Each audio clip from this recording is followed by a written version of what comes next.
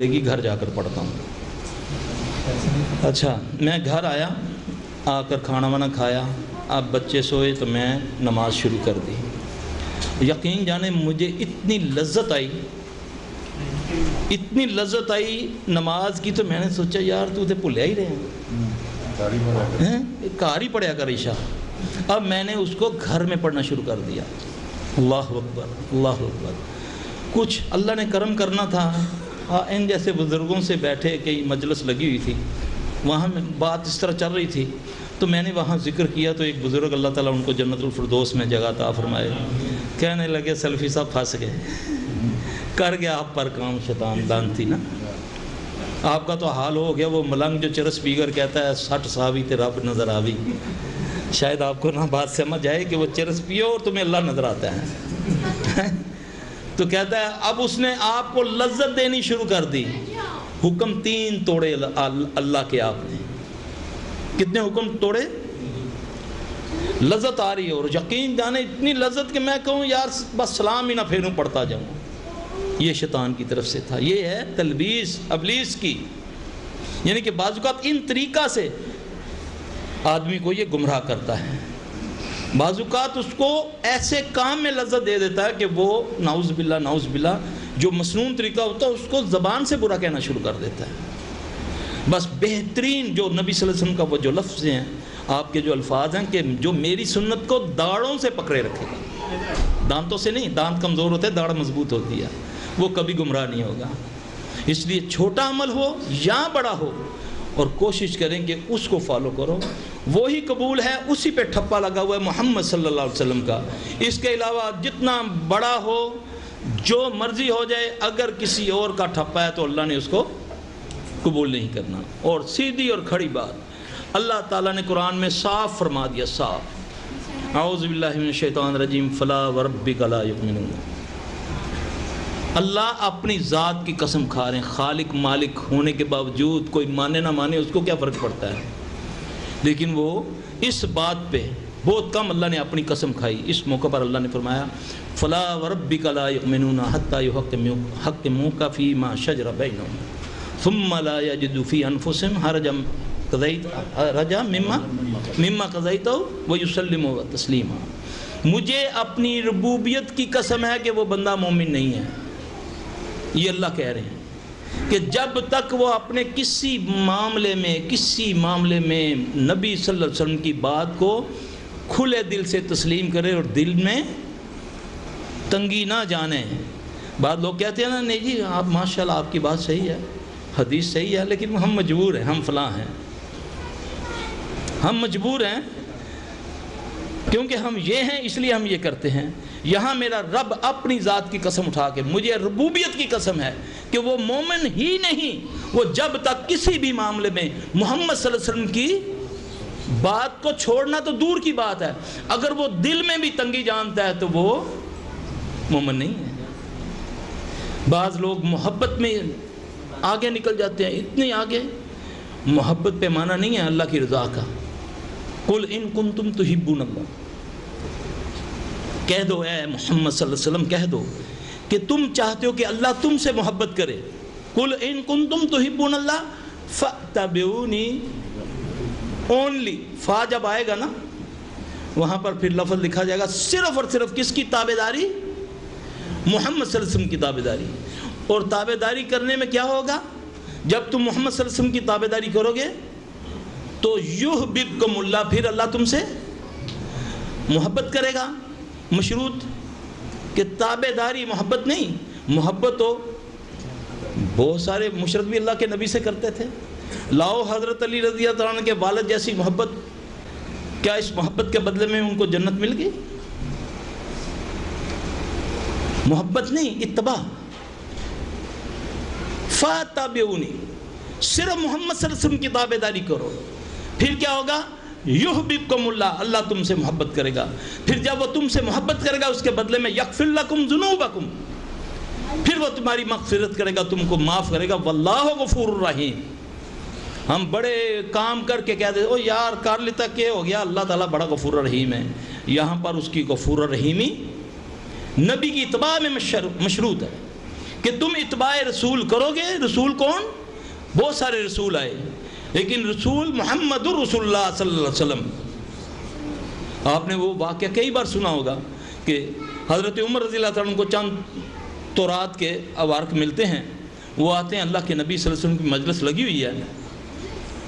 آ کر انہوں نے اس نظریت سے پڑھنا شروع کیا کہ شاید اللہ کے نبی صلی اللہ علیہ وسلم اپریشیٹ کریں کہ عمر تورات کہیں سے لے کر آئے ہیں.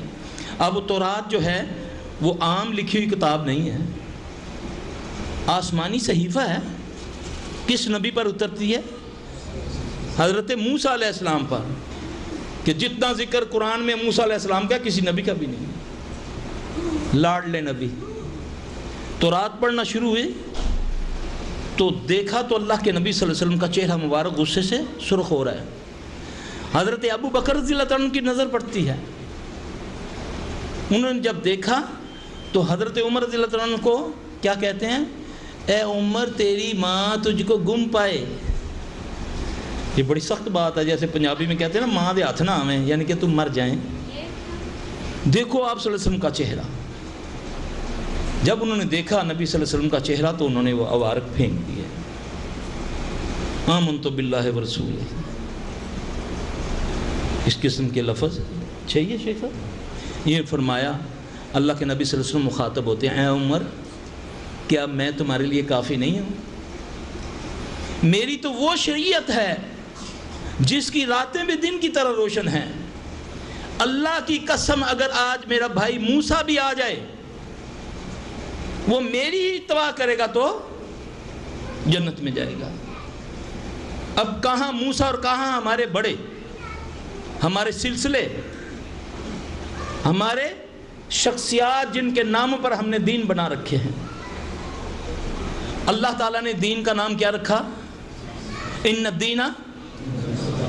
اللہ کو سب سے پیاری کائنات میں جو شخصیت پسند تھی وہ کون تھی؟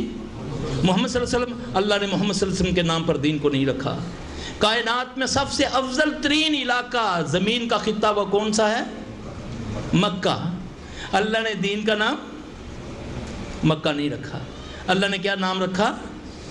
ان الدین عند اللہ الاسلام. کیونکہ اللہ خود اسلام ہے، اللہ سلامتی والا ہے. اسلم تسلم. جو دین میں جو اسلام میں آ گیا وہ سلامتی میں آ گیا. آج ذرا جائزہ لو پوری دنیا میں امت کا 1 ارب 60 کروڑ سے زیادہ مسلمان. اس کی وجہ کیا ہے؟ واللہ امت کے بیشتر حصوں نے نبی کو چھوڑ دیا. انہوں نے اپنے طریقوں کو اڈاپٹ کر لیا. شخصیات کے پیچھے، علاقوں کے پیچھے، اپنے گروہوں کا نام علاقوں کے نام پر، اپنے گروہوں کا نام اپنے شخصیت کے نام پر، سلسلوں کے نام پر.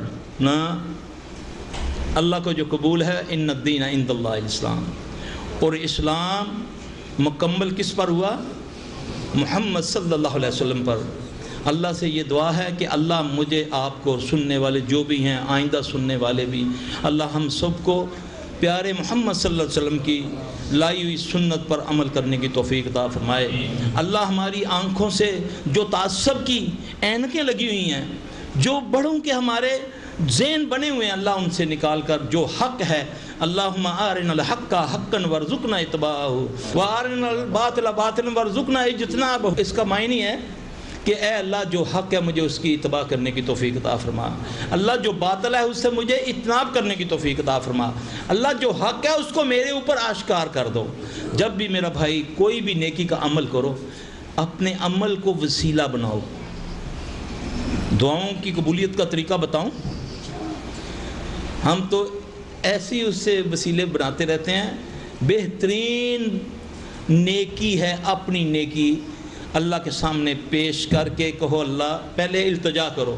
ہمارے ہاں تو ہوتا ہے نا جی، قرآن بکتے ہیں. مولوی صاحب کو قرآن پڑھے پے ہوئے کتنے؟ 170. ہاں لے لو 150 کے حساب نال میں پڑھے پے ہوئے. کیوں؟ ابا جی نے بخشوانے نا. یہ ہوتا ہے نیکی خود، پھر ڈرنا ہے. ابراہیم علیہ السلام کائنات میں کیا شخصیت ہیں کہ جس کے لیے محمد صلی اللہ علیہ وسلم کے لیے کما صلیت علی ابراہیم، کیسی شخصیت ہے. وہ کیا کرتے ہیں؟ خانہ کعبہ کی تعمیر کرتے ہیں. اور خوف کیا ہے؟ پتہ نہیں قبول بھی ہوتا ہے کہ نہیں. ربنا تقبل منا انک انت السمیع العلیم. کوئی بھی نیکی کا عمل کرو اور ڈرو اور دعا مانگو کہ اللہ اس کو قبول کر لے, اور پھر نیک عمل کو وسیلہ بناؤ. اللہ میں نے یہ نماز پڑھی, اللہ تو اس کا قبول کر لے. یا اللہ اس میں کوئی کمی کوتاہی ہے تو اللہ درگزر کر کے اللہ میرا فلاں کام کر دے. اس کی مثال نبی پاک صلی اللہ علیہ وسلم سے ایک حدیث ہے جو کہ اللہ کے نبی کو وحی سے بتائی گئی, بہتوں نے سنی ہوگی. استغفر اللہ, میں نے تو ایک دفعہ ایک بندے سے پوچھا تو اس نے مجھے, وہ لڑکا سناتا ہے, یہ ہماری کتاب میں ہے, یہ قصہ ہے 3 دوستوں کا. نبی کی بات اس کو قصہ بنا دیا کہ 3 دوست جا رہے ہیں, ایک دم آندھی طوفان آتا ہے تو پناہ کے لیے ایک غار میں چلے جاتے ہیں, تو آگے ایک پتھر آ جاتا ہے. یہ نبی پاک صلی اللہ علیہ وسلم نے حدیث سنائی, یہ اللہ کے نبی کو وحی سے بتایا گیا. اب اس میں وہ بند ہو گئے ہیں, اب باہر کی دنیا سے رابطہ ان کا منقطع ہو گیا. اب وہ تینوں اللہ کے فضل سے اللہ کے نیک بندے ہیں. اب ان میں سے ایک کہتا ہے کہ بھئی اب تو اللہ ہی ہمیں نکال سکتا ہے. ایک کہتا ہے کہ ایسا کرتے ہیں جس کے پاس کوئی نیک عمل ہے اس نیک عمل کے وسیلے سے دعا کرتے ہیں اللہ ہمیں ضرور اس مصیبت سے نجات دیں گے.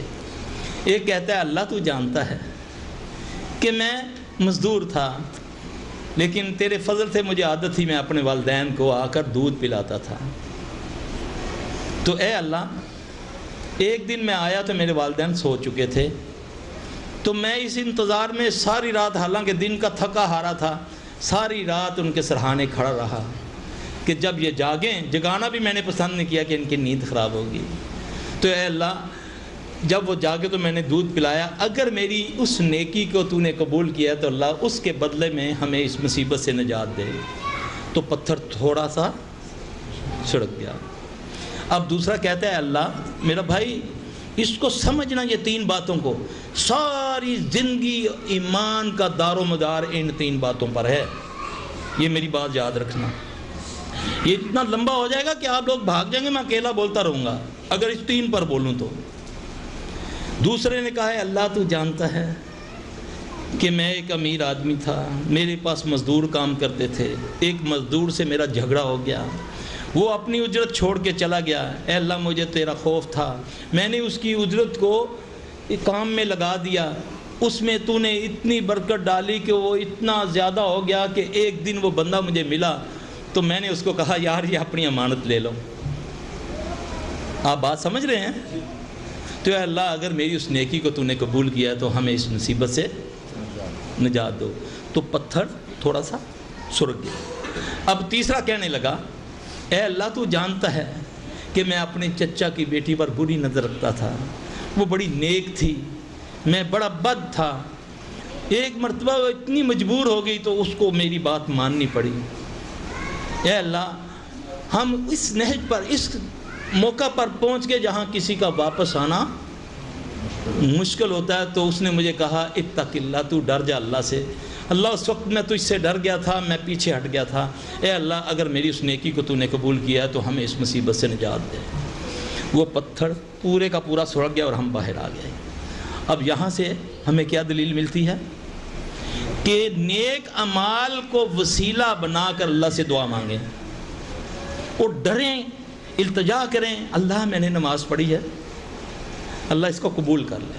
کیونکہ جیسے ہی آپ نے کوئی نیک عمل کرنا ہے شیطان آپ کے پیچھے لگ گیا, اس نے اس کو زائل کروانا ہے, اس کو زائل کرنا ہے تاکہ یہ میرے ساتھ اس نے قسم اٹھا کر کہا تھا اللہ مجھے تیری ربوبیت کی قسم ہے میں ان کو اپنے ساتھ دوزخ میں لے جاؤں گا. تو میرا بھائی یہ طریقے دعاؤں کے, دوسروں کے لیے دعا مانگنا, کسی کو مصیبت میں دیکھ کر آپ اس کو جانتے ہیں نہیں جانتے, یعنی کہ قبولیت کا طریقہ بتاتا ہوں دعاؤں کا. قبولیت کا طریقہ اللہ نے فرشتوں کو کہہ رکھا ہے جو کسی کے لیے خیر چاہے تم اس کی خیر کر دو. آپ یقین جانیں بڑی دفعہ ایسی میں نے یہ بات سنی تھی. میرے پاس ایک مرتبہ انگلینڈ سے ایک بچی آئی, اس کی عمر تھی 12-13 سال, وہ پیرالائز تھی بالکل نا. تو اس کو ڈاکٹر کرتے رہے اس کا علاج. تو پھر ان کے کوئی رشتہ دار ہمارے پاس آتے تھے, انہوں نے ان کو کہا, تو ڈاکٹروں نے ان کو اجازت نہ دی. انہوں نے بولا کہ ہمارے ہاں نہیں علاج ہو رہا ہے اس کا, تو پاکستان میں کہاں ہوگا. باہر کیف انہوں نے فرانس کا بہانہ لگایا, وہاں سے وہ پاکستان لے آئے. اچھا وہ بچی جو ہے نا, اللہ نے اس کو شفا دینی, یہ اللہ کا سسٹم ہے. اس کی ماں نئی نئی ہندو سے مسلمان ہوئی تھی. اس کا باپ بہت بڑا تاجر ہے وہاں پر, ہیرے جواہرات کا ہے. اب وہ نہیں آئی تھی, وہ یعنی کہ میں نے اس کے باپ کو بھی اس کیس میں نہیں دیکھا تھا. وہ 3-4 دن کے بعد بچی بالکل ٹھیک ہوگی, اللہ نے اس کو شفا دی. اب وہ عورت دیکھنے آئی, نئی مسلمان تھی نا, دیکھنے آئی کہ یہ کون سا طریقہ انہوں نے اڈاپٹ کیا, کیونکہ 2-3 مہینے وہ کرتے رہے.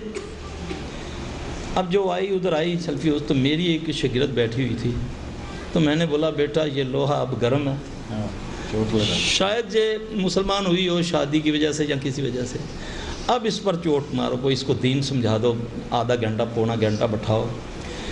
میں دوسرے مریضوں کو چیک کرنا, میرے کان میں اس کی بات پڑی. چھوٹی بچی, اس کو کیا تبلیغ کر رہی ہے, کہتی دیکھیں نا آنٹی ہم تو بڑے گناہ گار ہیں, پتہ نہیں ہماری دعا بھی قبول ہوتی ہے کہ نہیں.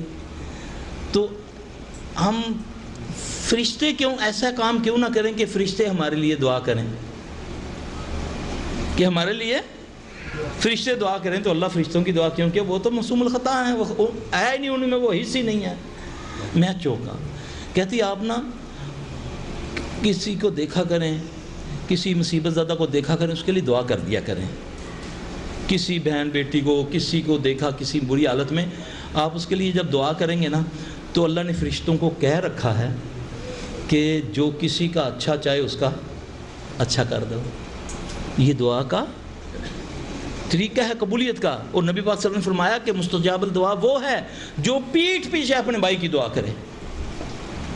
کچھ نہیں ہوتا, آپ کے منہ سے نکلے گا یا اللہ فلاں بے روزگار ہے اس کو روزی دے دے, چاہے وہ آپ کا کچھ نہیں لگتا, آپ کی روزی میں برکت آئے گی. یا اللہ فلاں بیمار ہے اس کو شفا دے دے, فلاں بیٹی شفا بیمار ہے اس کو شفا دے دے. یقین جانے اللہ کی قسم شفاؤں کی بارش ہوگی. یہ ہیں طریقے اپنے رب کو راضی کرنے کے. باقی جو طریقے ہیں غیر مسنون, اس سے اللہ ناراض ہوتا ہے, وہ گمراہی ہے, بدعت ہے, وہ ساری ہمیں دوزخ میں لے جائے گی. اللہ تعالی ہمیں جو کہا سنا اس پر عمل کرنے کی توفیق عطا فرمائے. اس میں کوئی کمی کوتاہی ہے تو اللہ درگزر فرمائے. اللہ ہمارے سینے اپنے دین اسلام کے لیے کھول دے. اللہ ہمیں نبی علیہ السلام صلی اللہ علیہ وسلم کا مطیع و محب بنا دے. اللہ ہمارے گناہ معاف فرما دے. ربنا آتنا فی الدنیا حسنۃ وفی الآخرۃ حسنۃ وقنا عذاب النار. ربنا ظلمنا انفسنا وان لم تغفر لنا وترحمنا لنكونن من الخاسرین. ربنا هب لنا من ازواجنا وذرياتنا قرة اعین واجعلنا للمتقین اماما. ربنا لا تؤاخذنا ان نسينا او اخطانا. ربنا ولا تحمل علينا إصرا كما حملته على الذين من قبلنا. ربنا ولا تحملنا ما لا طاقة لنا به واعف عنا واغفر لنا وارحمنا أنت مولانا فانصرنا على القوم الكافرين. ربنا لا تزغ قلوبنا بعد إذ هديتنا وهب لنا من لدنك رحمة إنك أنت الوهاب. ربنا آتنا فی الدنیا حسنۃ وفی الآخرۃ حسنۃ وقنا عذاب النار. ربنا تقبل منا انک انت السمیع العلیم وتب علینا انک انت التواب الرحیم. سبحان ربک رب العزۃ عما یصفون وسلام علی المرسلین والحمد للہ رب العالمین. ایک سوال میں شیخ صاحب سے کرتا ہوں, پھر آپ کو بھی انشاءاللہ ہمت آ جائے گی. شیخ صاحب نے درس میں بار بار کہا ہے کہ وہ بیچاری آئی, اس بیچاری نے نماز پڑھی, اس بیچاری نے ایسے کیا, وہ ایسے کرتی تھی. آپ نے محسوس کیا یا نہیں؟ لگتا ہے کہ بہت زیادہ کیس لیڈیز کے آتے ہیں. کیا یہ بات صحیح ہے اور اس کی کیا وجہ ہے؟ بے شک اتنا اچھا سوال آپ نے کیا, آج تک کبھی کسی نے کیا ہی نہیں ہے.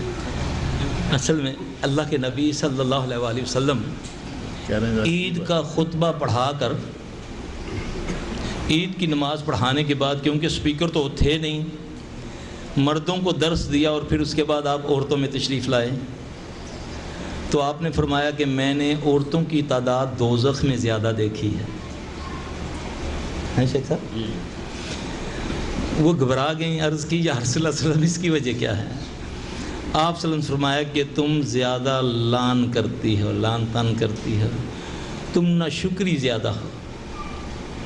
ٹھیک ہے, یہ تو ہو گیا نا ان کا عام زندگی میں. پھر ان کو ذوف ہے, ایک تکلیف ہے جو عام عورتوں کو ہوتی ہے, اس میں غیر ضروری یعنی کہ بے احتیاطی ہو جاتی ہے. ہم نے دیکھا ہے ہمارے پاس جب آتے ہیں نا کیسز تو ہم بولتے ہیں یہ کیا تم نے کیا ہوا ہے, کسی شادی سے آئی ہے, نخون پانش لگائی ہوئی ہے اور یہ سارا کچھ کیا ہے. نہیں وہ نماز نہیں پڑھنی تھی نا تو اس لیے. ہمارے ہاں مشہور یہ کیا گیا کہ ان دنوں میں تم بن صبر سکتی ہو, کہ انہی دنوں میں وہ خبیث کا زور زیادہ چلتا ہے,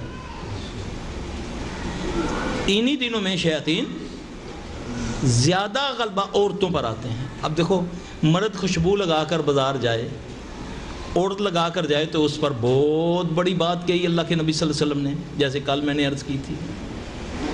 پھر عورتوں میں ناشکری زیادہ ہے.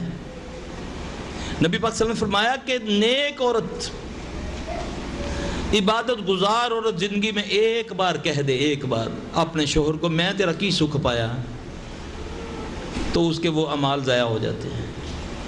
نبی پاک صلی اللہ علیہ وسلم نے فرمایا جو عورت اپنے خامن سے روٹ کر پیٹھ موڑ کر سوئے, ساری رات فرشتے اس پر لعنت کرتے ہیں.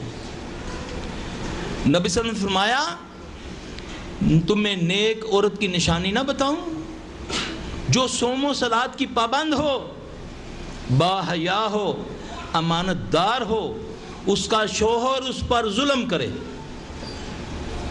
اس کا شوہر اس پر ظلم کرے, پھر بھی وہ اس کا ہاتھ پکڑ کے کہے نہیں سوؤں گی تیرے بغیر جب تک تم اس سے راضی نہیں ہو جاتا.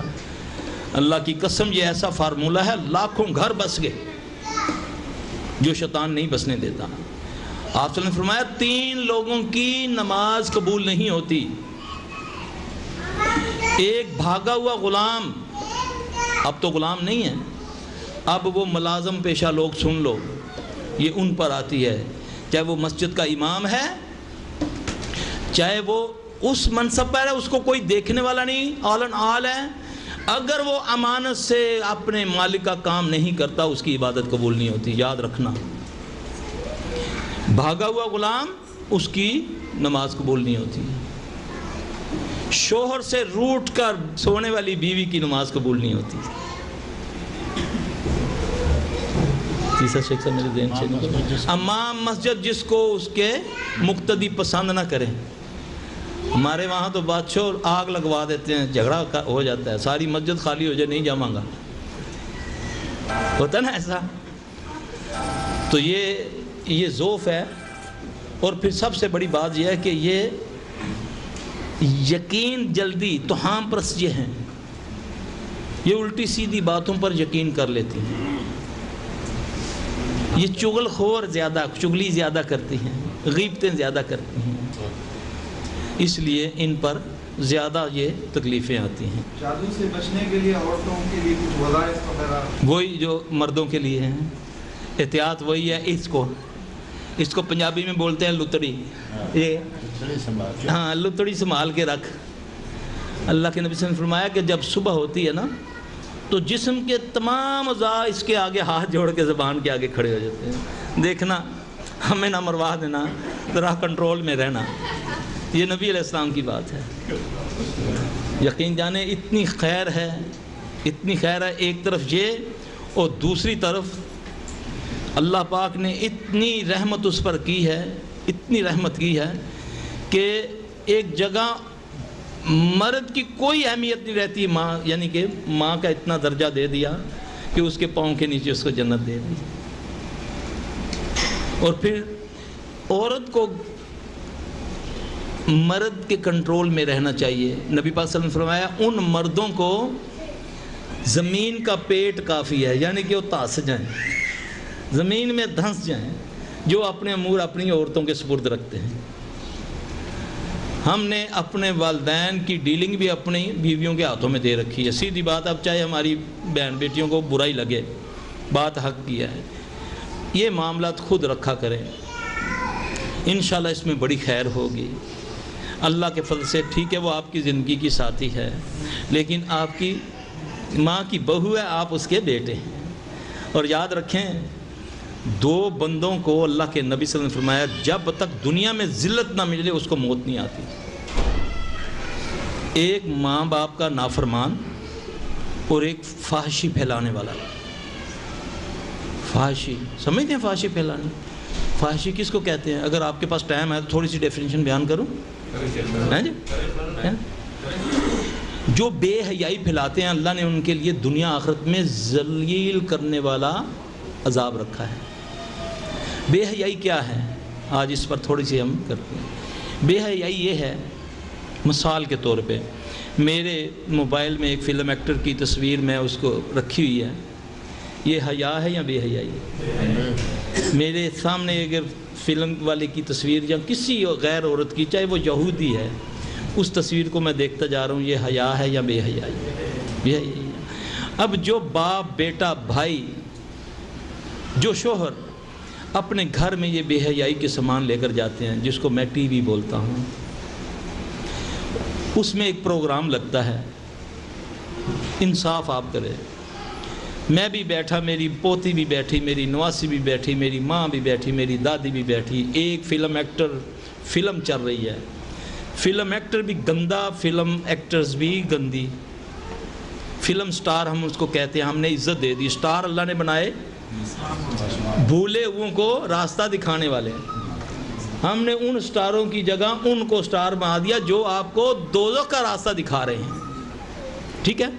اب جب وہ یہ بیٹھ کر وہ گندی عورت، گندا مرد آپس میں گفتگو کرتے ہیں، گھر میں وہ اپنا شوہر چھوڑ کر آ کر اس کو اپنا شوہر بنا کر بیٹھی ہوئی ہے. جب ہم بہن بیٹیوں کے ساتھ مل کر یہ دیکھیں گے، بتاؤ یہ بے حیائی ہے یا حیا والی بات؟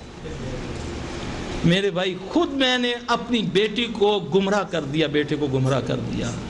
کون سا ایسا پروگرام ہے جس میں گمراہی نہیں؟